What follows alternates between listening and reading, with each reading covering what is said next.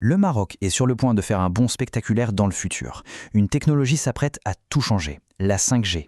Mais alors concrètement, qu'est-ce que ça va changer pour le pays et pour la vie de tous les jours? C'est ce qu'on va décrypter ensemble aujourd'hui. Mais juste avant de démarrer, si ce format d'analyse vous plaît, n'hésitez pas à mettre un petit j'aime et à vous abonner, c'est vraiment le meilleur geste pour soutenir notre travail. Un grand merci d'avance. Allez, on se projette, imaginez la scène. On est le 7 novembre 2025. Des millions de personnes au Maroc jettent un œil à leur téléphone et voient ce petit sigle en haut de l'écran changer. Le 4G est remplacé par 5G. Et ça, ce n'est pas juste une petite mise à jour, c'est carrément le coup d'envoi d'une révolution numérique pour tout le royaume. Une révolution, bien sûr, ça ne s'improvise pas. Ça se prépare, et celle-ci a commencé de manière très ciblée, très stratégique. Voyons un peu comment tout ça a démarré. Dès le premier jour, le déploiement a été massif et simultané dans les grands poumons économiques et démographiques du pays. Rabat, Casablanca, Tanger, Fès, Marrakech, Agadir, Kénitra, sans oublier les aéroports internationaux. La stratégie était limpide, frapper fort là où l'impact serait le plus immédiat, au cœur battant du pays. Mais bien sûr, couvrir les grandes métropoles, ce n'était que l'échauffement. Derrière cette première vague se cache une feuille de route nationale bien plus ambitieuse. Et cette vision à long terme, elle est vraiment impressionnante. Après le lancement de novembre 2025, l'objectif, c'est d'atteindre 25% de la population couverte en à peine un an. Et ensuite, grosse accélération pour couvrir 70% du pays d'ici 2030.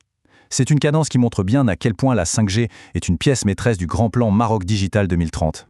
Alors, comment on fait pour aller si vite? Eh bien, grâce à un choix technologique très malin. On commence avec la 5G dite non-standalone. En clair, ça veut dire qu'on s'appuie sur le cœur du réseau 4G qui existe déjà.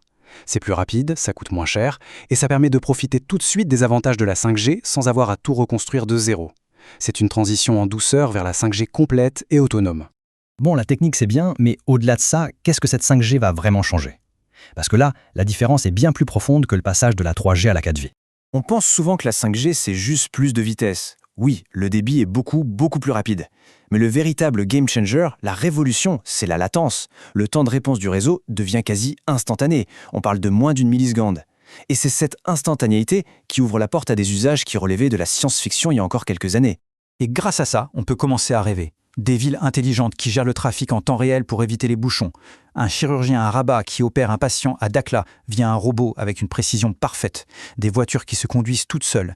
Mais aussi des usines, des champs, des mines, entièrement connectées et optimisées à la milliseconde près. C'est tout un nouveau monde qui s'ouvre. Et toutes ces possibilités ne sont pas que des gadgets futuristes, loin de là. Elles sont le moteur d'un impact économique absolument colossal pour le Maroc.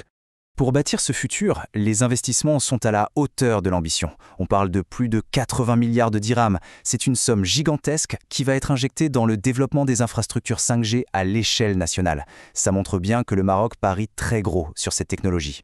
Mais c'est un pari qui pourrait rapporter très gros. Les experts estiment que la 5G pourra injecter 1,5% de croissance en plus dans le PIB marocain chaque année. C'est un levier de compétitivité et de création de richesse immense pour toute l'économie. Et attention, ce n'est déjà plus de la théorie. Prenez l'opérateur Inouï par exemple. Il a déjà lancé le tout premier réseau 5G privé pour l'industrie au Maroc. Dans la région de l'Oriental, une usine ultra-moderne de 52 hectares est en train de naître et c'est une référence qui pose les bases de l'industrie 4.0 pour tout le continent. La 5G est déjà au travail. Prenons un peu de hauteur maintenant, car il faut comprendre que la 5G n'est qu'une pièce, certes centrale, mais une pièce d'un puzzle beaucoup plus grand, faire du Maroc un leader du numérique. Parce que l'idée fondamentale derrière la stratégie Maroc Digital 2030 va bien au-delà de la technologie.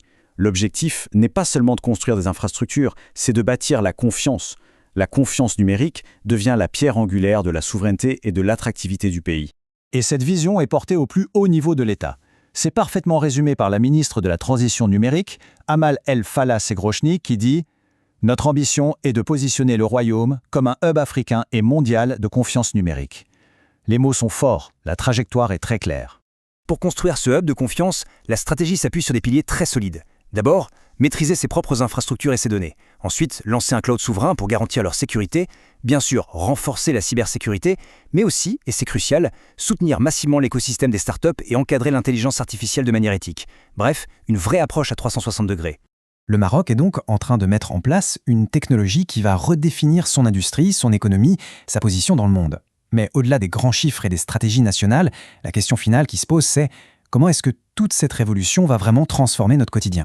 Ça, c'est sans doute le sujet de notre prochaine analyse. Merci beaucoup d'avoir suivi ce décryptage jusqu'au bout, et pour ne rien manquer de la suite de cette histoire passionnante, pensez à vous abonner. À très bientôt.